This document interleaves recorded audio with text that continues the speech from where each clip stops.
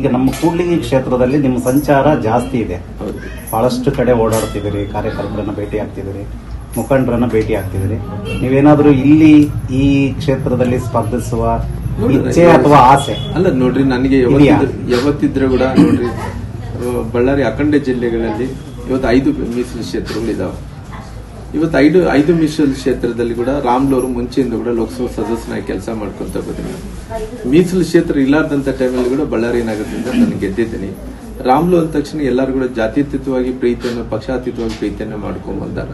ಇವತ್ತು ಎಂತ ಸಂದರ್ಭದಲ್ಲಿ ಕೂಡ ಅನೇಕ ಬಾರಿ ಕೂಡ್ಲಿ ಜನರು ಯಾವತ್ತು ನಾನು ಕಳಿಸಿಕೊಟ್ಟಿದ್ದೇನೆ, ಅವತ್ತೆಲ್ಲ ಕೂಡ ಗೆಲ್ಸುವಂತ ಕೆಲಸ ಮಾಡಿದ್ದಾರೆ.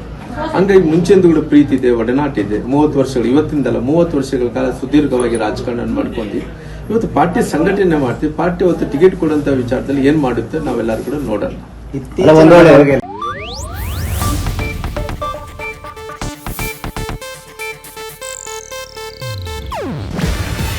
ಇದು ಏಷ್ಯಾನೆಟ್ ನ್ಯೂಸ್ ನೆಟ್ವರ್ಕ್ ಪ್ರಸ್ತುತಿ. ನೀವು ನೋಡ್ತಿದ್ದೀರಾ ಏಷ್ಯಾನೆಟ್ ಸುವರ್ಣ ನ್ಯೂಸ್.